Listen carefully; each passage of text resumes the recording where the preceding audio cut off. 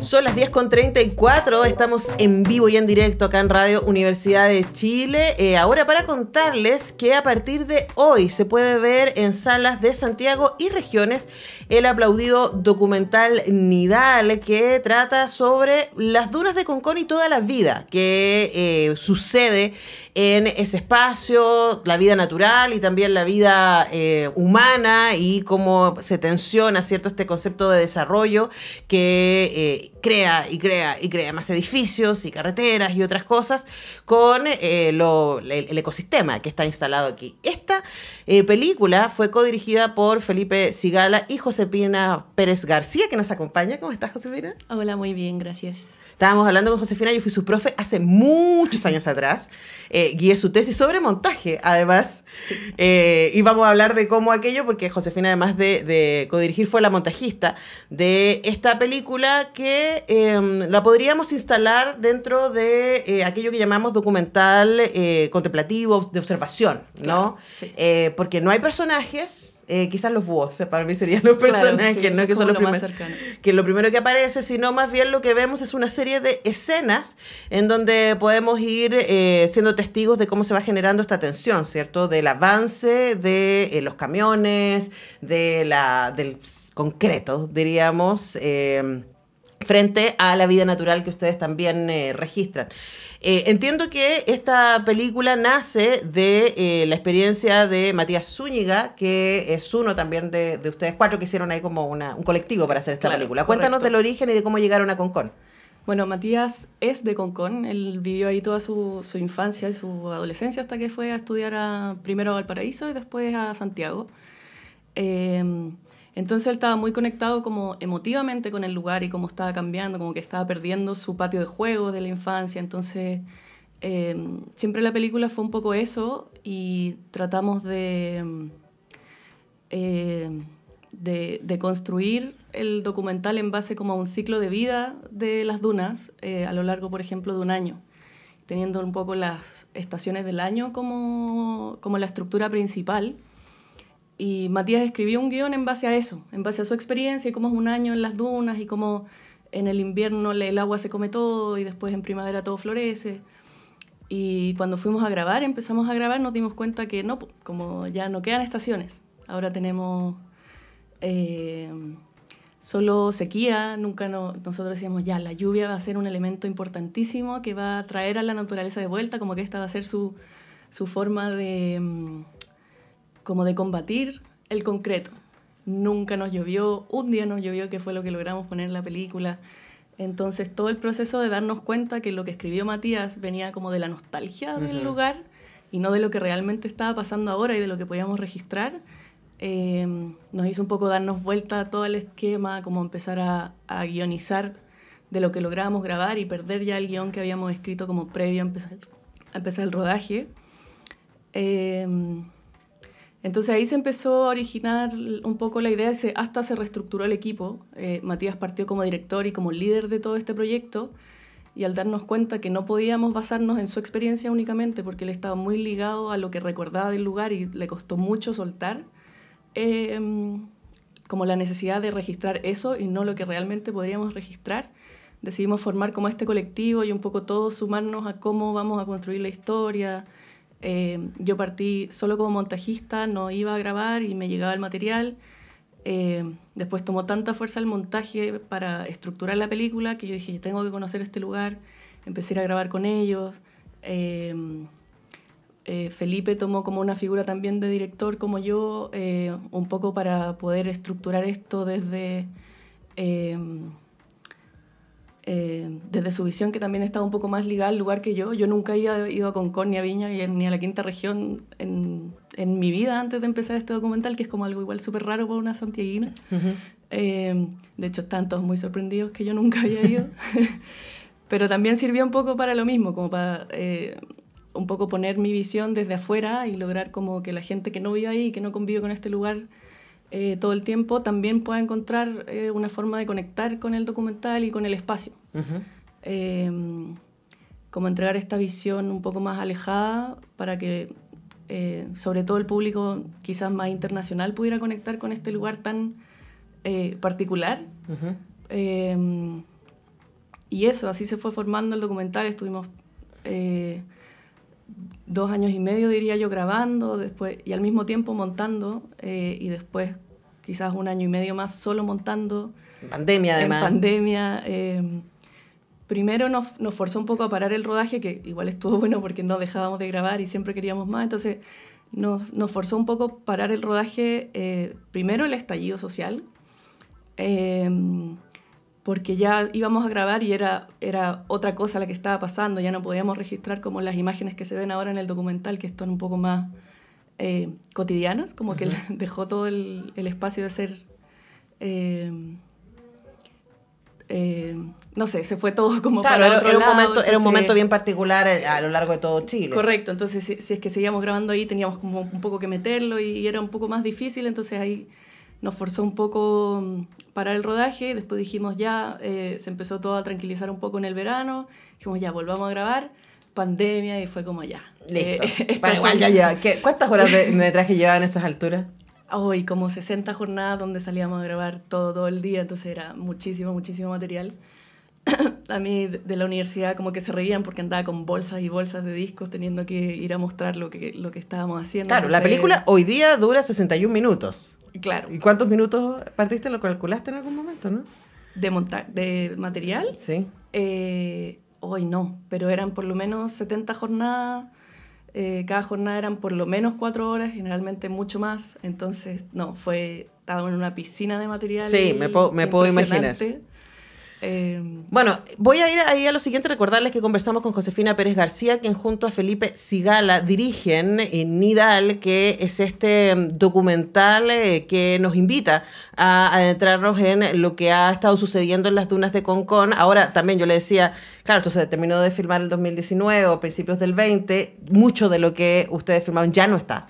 Y eso también es muy brutal porque es una obra que también sirve de testimonio. La dirección de fotografías de César Rivas, que yo no lo vi después porque yo terminó la función y me fui, pero profundas felicitaciones a César Rivas, de verdad la fotografía está muy notable, porque genera constantemente este espacio, ¿no? de tensión entre la naturaleza y lo que se va a perder, y tú sabes que se va a perder, y aquello que está avanzando.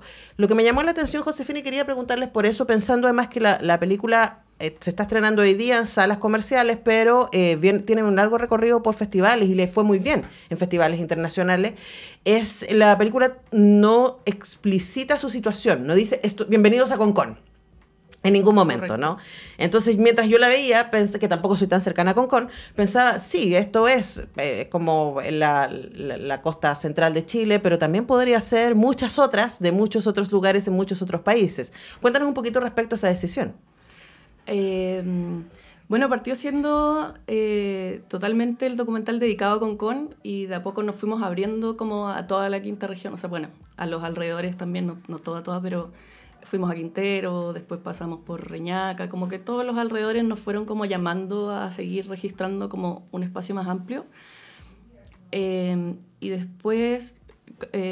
como decís tú, nos recibieron muy bien afuera, antes de cerrar el documental, sino que nos dieron mucho espacio en laboratorios, en distintos como workshops para seguir trabajando el documental, y ahí nos empezamos a dar cuenta que, claro, la gente de afuera que no conoce Concón y no conoce Chile ni siquiera, empezó a conectar mucho con el documental y lo que estaba pasando, y decía, mira, sí, esto en mi país también está pasando en este lugar.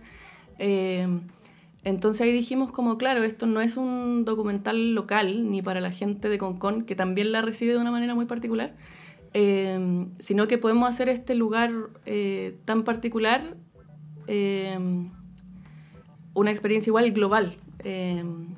Entonces, como parte de mi ejercicio del montaje también fue ese, como un poco no perder las particularidades del lugar, pero también no cerrarlo a gente que no conoce el lugar. Uh-huh. Entonces, nos pasó mucho al principio que la gente que conocía Concón nos decía, pero es que conectaron este lugar con este otro y yo sé que no están al lado, entonces si el pájaro vuela de acá para allá, yo sé que no es así, entonces me choca, no sé qué. Y después nos dimos cuenta que la gente de afuera le daba lo mismo, pues decía, oh, wow, todo esto está pasando en el mismo lugar. Vemos un pájaro que vuela de un edificio a la refinería y está todo tan cerca, no sé qué, y también usamos como bueno, César usaba lentes para tratar de que todo esto se juntara más y viéramos que todo está quizá un poco más cerca. Claro, termina siendo un lugar ficticio, de alguna manera, Correcto. a pesar de que son montones de lugares. Ahora, es fácil conectarlos, ¿no? Y a mí también me impactó en una bonita manera que la fotografía de Nidal, el trabajo que hace César, logra captar también la belleza de la máquina.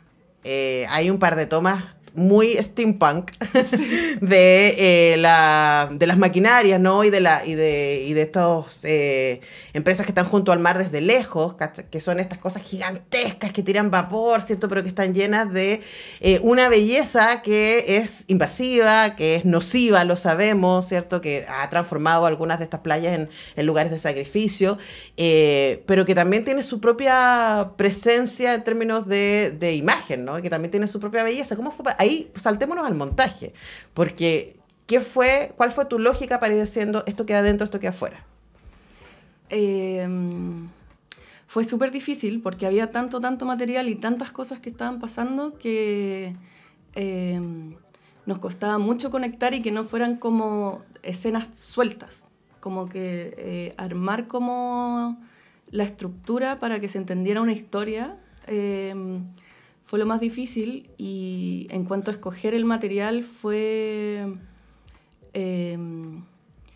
primero un poco la experiencia de mis compañeros yendo allá. Me decían como, mira, grabamos esto, está espectacular, no sé qué, yo creo que esto puede pegar con esto. Yo lo veía y decía, ahora que lo veo yo y trato de juntarlo, no pega. Entonces vamos viendo distintos momentos donde pueda unir distintos escenarios.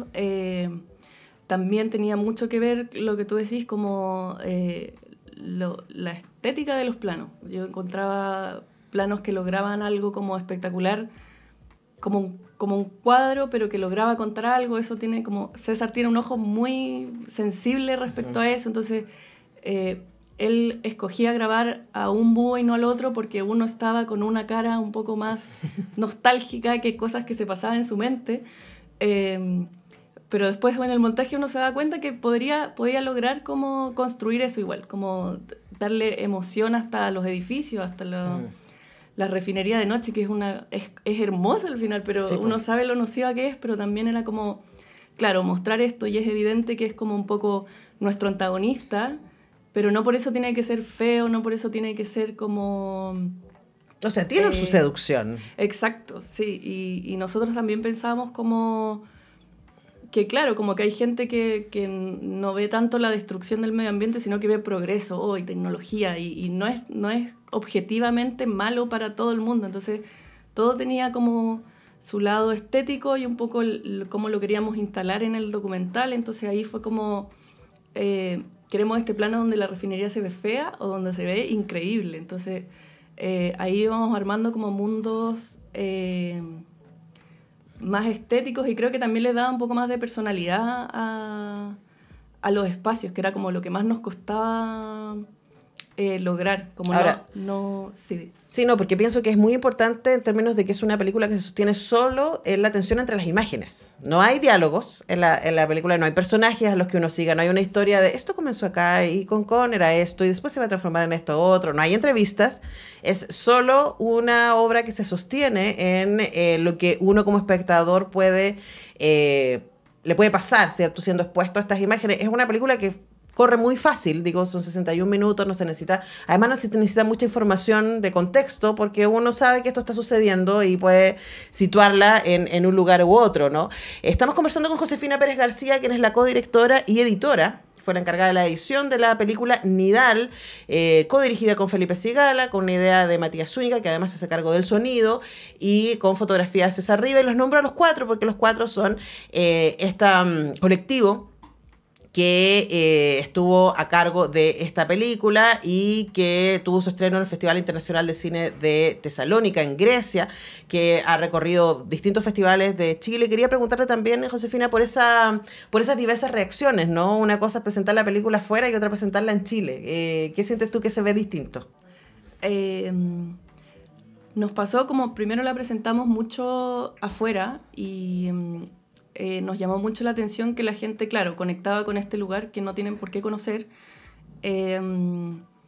y se preocupaban mucho de como que les sorprendía cómo esto era posible, como veían a la gente viviendo al lado de la industria y decían, pero ¿cómo? Y las regularizaciones y las leyes, cómo esto se permite y cómo funciona. Hay una toma preciosa y terrible de una señora con unos niños jugando y teniendo de fondo la refinería, es escalofriante. Claro, entonces todo eso les llamaba la atención y decía, pero ¿cómo es posible? En mi país pasa esto de que se está industrializando, no sé, también cerca de la playa, las hidroeléctricas, qué sé yo, pero sacan a la gente de ahí. Y nosotros, claro, como que acá no pasa tanto eso, como que se va construyendo encima, está un poco como desordenado. Pero les llamaba mucho la atención eso, cómo se permitía esto y cómo se regularizaba.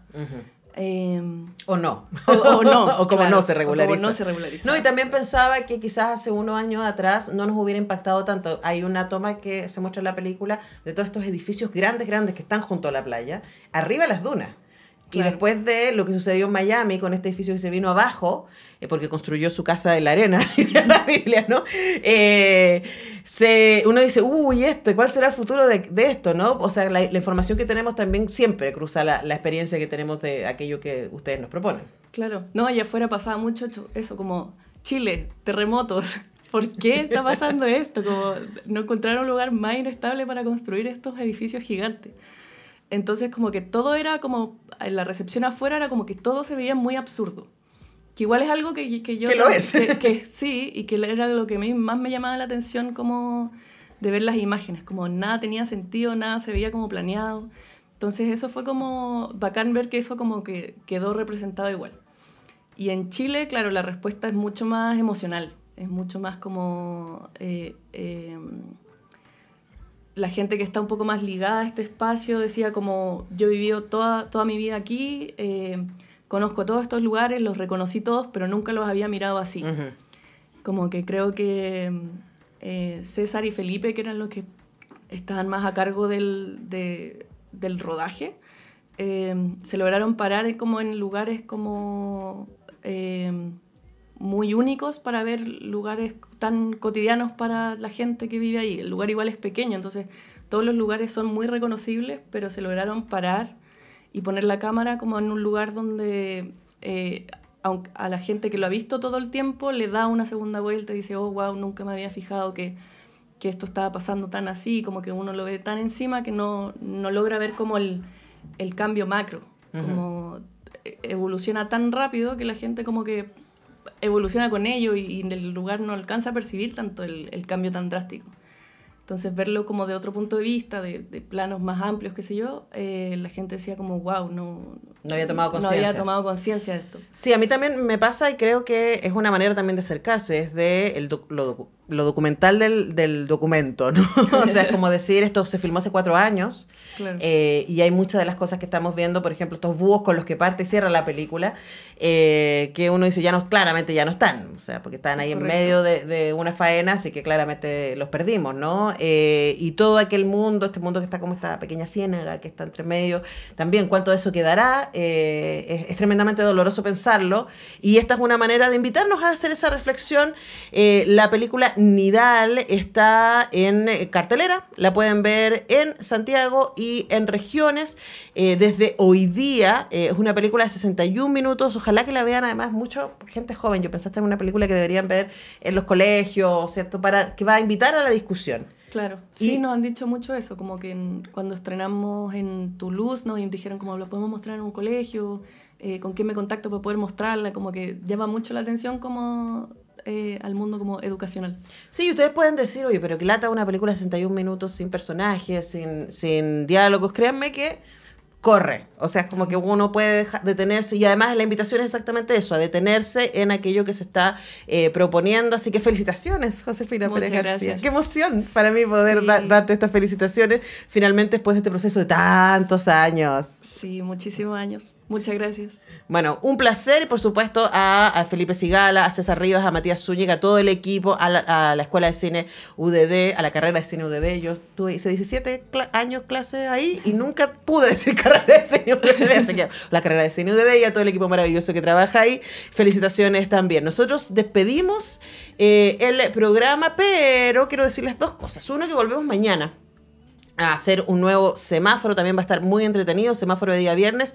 Y hoy día a las 6 tenemos el último programa del ciclo, Sintoniza tu salud mental. A las 18 horas vamos a estar conversando sobre niñez, juventud y tecnologías digitales. Así que si usted no sabe cómo ahí mediar la relación entre sus hijas y sus adolescentes y estos aparatitos, los celulares, el computador y todo, bueno, escucha el programa, vamos a estar hablando con expertos y expertas al respecto. A las 18 horas, Sintoniza tu salud mental, y mañana a las 10, semáforo. Que esté muy bien. Chau.